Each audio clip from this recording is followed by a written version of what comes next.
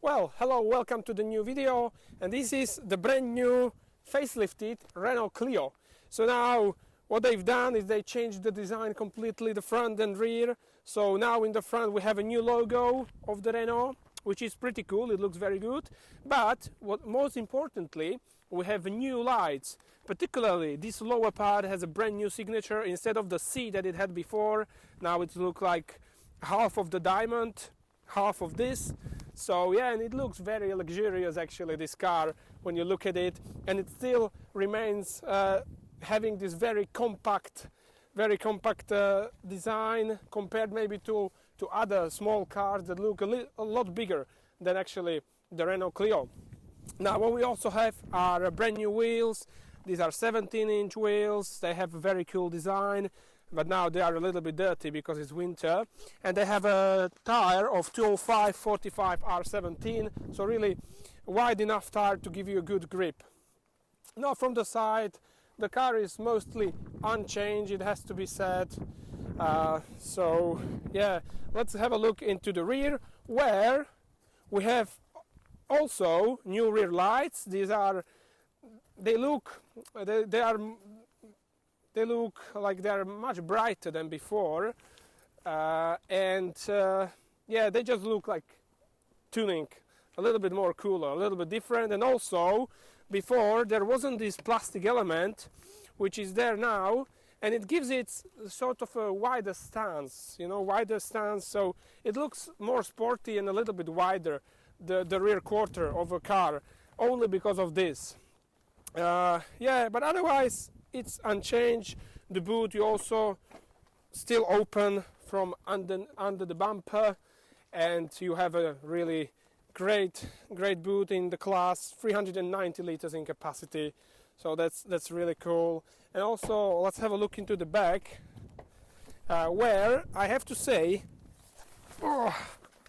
in terms of space it could be better. So my knees are pushing into the seat, yeah, and also for the head it's just about right, the room. And in terms of comfort, well, there isn't much to talk about because you don't even have the air conditioning vents here, so that's a little bit sad. Hey doggo. Yeah, but it's a small car, so you actually don't need these things, even though some of its competitors they do have it. Now let's have a look at the business end of the car, which is the engine. So in this facelifted model, there has become a change in the engine. So we've lost the 1.3 liter, and what we're left with is a 1.0, either petrol or petrol LPG, and hybrid 140. So we have this classic petrol engine with 90 horsepower, 170 newton meters of torque, and because it's a Renault Clio and not a Dacia, they even put a sports mode to it, so it's pushing as most as it can from this 90 horsepower. Yeah, but anyway, the car is about driving, so let's talk about driving.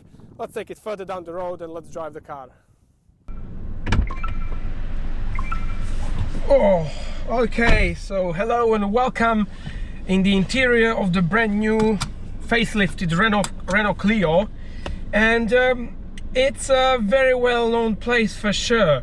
I mean, in terms of its looks, it didn't really change that much in the interior. It's still a very good interior in terms of layout, in terms of driver's layout, because you have everything by your hand. It feels very compact, really more compact than in some other competitors like Skoda Fabia.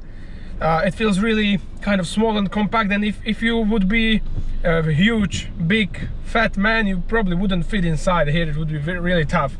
It feels really compact, but in terms of layout it's just great. You sit inside, first thing immediately you turn off the start and stop system, you have the heated seat next to it, you adjust the climate control with these knobs.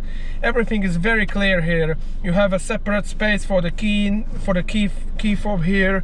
You have two cup holders down here and a rather small armrest here, which you can also slide. It's a good thing, but it's rather small because there is not much space in terms of width here. And then on the left side you immediately can, on a few touches, you can either turn on or turn off the lane assist function, which is just great. Let me just turn it off now. deactivated, yes. And also you have a heated steering wheel which turns on there. So that's really great. In terms of display, there is this vertical screen ahead of me which stayed the same. It's a great screen. I mean, and the interface is really great. You have wireless Apple CarPlay and Android Auto, which is great. You have the Google services as it is in most Renaults. That's a great thing. So really a great responsive system. I really do love working with it. And then also another very good driver's thing is that you have this multi-sense button here underneath the screen, and with this button you can change driving mode. So you don't have to just press it and then change it on the screen itself, but the more you press it, with the press you change the driving mode. So you have 3 driving modes to choose from. You have Eco, you have Sport, and you have My Sense modes, where you can set it up as you wish.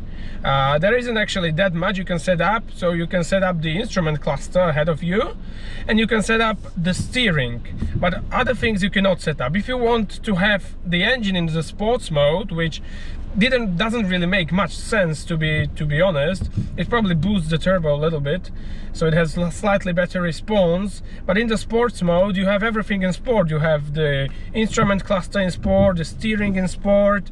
It's quite a little bit heavier, but it's not a big difference, and also the engine, as I said. So this is a great thing that you can actually turn it off by the button, unlike in other cars where you have to press the button but then change it on the screen itself.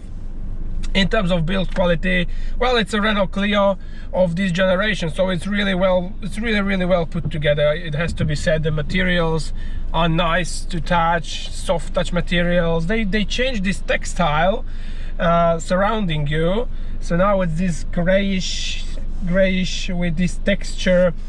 It feels slightly like a Dacia one, but it's nice and cozy. It feels good. The seats, they are they have quite a good support. Of course, could be a little bit better, but overall it's pretty good, and they are also pretty comfortable. Kind of not too soft, but not too hard on your back. So yeah, that's good. And they are of course manually adjustable. You don't want an electrically adjustable seat in a car like this. Yeah, I think that would be it to the interior. Let's go for a drive.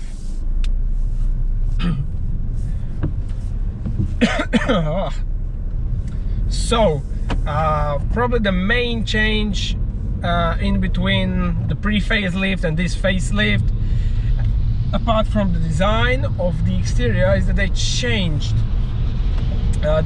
the engines.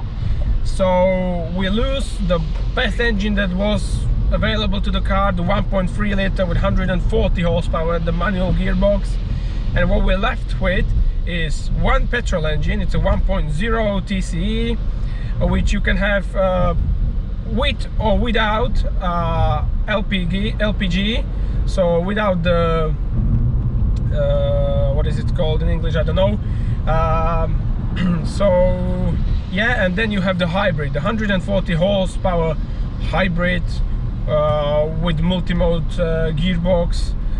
So only these two, and I think it's a little bit of a shame, because the 1.3 was really suited to this car extremely well, because the Clio was always about having fun, and it always felt kind of sporty and fun to drive as a small hatch, and losing this engine is yeah, I think it's quite sad. But yeah, even this 1 liter, it has 90 horsepower. Yeah, it's quite doable. It has enough ground in most cases, but you have this 3-cylinder characteristic, so in the low RPM it is quite unbalanced, and yeah, sometimes you just wish to have more power so that you could have more fun, because in terms of suspension this is a really well sorted car. The damping is fantastic. It just feels as stiff and together, this car, and it also feels very lightweight, and that's also because it only weighs 1100 kilos, so it feels very lightweight, that you have a light thing in your hands that you can manipulate very easily and throw into the corners. So yeah, the damping and the suspension setup is really good on the stiffer side. So maybe some people would say it isn't the most comfortable, which you also don't want, but in the past the Clios were also quite comfortable. But in terms of softness, if you throw it into the corner, there is a slight roll, but very slight. You almost don't notice it, but there is. Yeah, but the damping and the balance of the car is just great, it has to be said. Let's try and take this out. Wow, and you are just surprised with the amount of grip that you have, even though you have a short wheelbase in a small car like this, but the grip is really good. So yeah, now let's see the engine. Yeah, so the 90 horsepower is not that much of a power, and if you really, you know, wanted to push, you know that you are lacking the power in the car. So yeah, but on the other side, it is very good with fuel consumption. You can do in the city 6.5 liter, and on the B roads or combined fuel consumption can be down to 5.2, 5.3 liter per 100 kilometers, which is really great, you know, that you can make all of this distance with a small car. Yeah, and also the fuel tank isn't too small, so the range is really good, around almost above 700 kilometers, so it's really great. And also thanks to the 6-speed gearbox, it's very doable on the motorways as well. It does 3000 RPM, somewhere around 140, I think 145 kilometers per hour. So the gearbox is nice. It's short geared, but then the last two gears they have longer gear ratios. In terms of the shift knob itself, yeah, well, it's the current Renault shift knob, which you also find in the Dacia. And although it's not the best in terms of it's not the most mechanical, it feels a little bit rubbery, and also the throws aren't the shortest, but it has this lightness in the change that you always had with the Renault. So you can be crazy and you can just change gears, you know, very fast, and also the clutch is very light. So you have this fun element to changing the gears, so you can just manipulate it very quickly and very easy. So it's just really a lot of fun to drive it. So I actually love this gearbox, and it's also great in the Dacia cars. So yeah, maybe let's now review the car. So I would start with the likes. So the likes are definitely the chassis, the suspension setup is really fun. It's really good to drive. It's not uncomfortable in any way, although it is a stiff car. You know, it has this sort of stiffness that I would say like a BMW. If BMW made a city car, which they actually do, the Mini, it's almost like this. It's really stiff. You feel it, and it's fun. It's fun in the driving.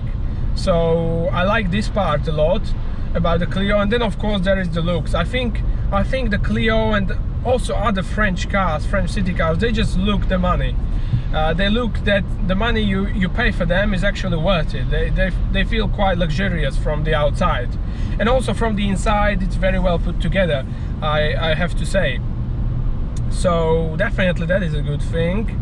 Also the good thing is the boot, which for the car of this size, 390 liters, is really quite big and quite spacious. So that's another good part of the car. And then there is this fun element of the gearbox, which is really fun to do. So yeah, I kind of like this. And also that you can very easily turn off all the annoying assistants that you otherwise don't like. And then maybe let's talk a little bit about the negatives. The first one and the main one is definitely the lack of the powerful engine of the 1.3. It was a really great engine. At first, when the Clio came out, it was connected to the dual clutch 7-speed gearbox. Towards the end of the life of the pre-facelift model. It had a manual gearbox, this gearbox, 6-speed manual, so it was really great engine, and I think losing this is making the car slightly worse, to be quite honest with you. And now you buy this car in its top spec for 20,000 with this engine, and before you could have, I think, with the 1.3 for 23,000. So it wasn't much of a difference, but it was a huge difference in terms of engine department. You had a powerful engine. So yeah, then maybe another slight negative compared to some of its competitors, the rear legroom isn't really that good, and also the practicality. You don't have any connectors for charging your device here in the back. You don't even have ventilation here on this central panel for the back passengers. So that's a slight negative. That's a slight negative of the car. Yeah, but and also what I notice now in the winter is even when I use air conditioning, the car just somehow fogs up very quickly. And in order to undo that, you have to put the ventilation on the higher level, but then you hear the blower a little bit, which me, just subjectively, me personally, I like the blower to be very quiet.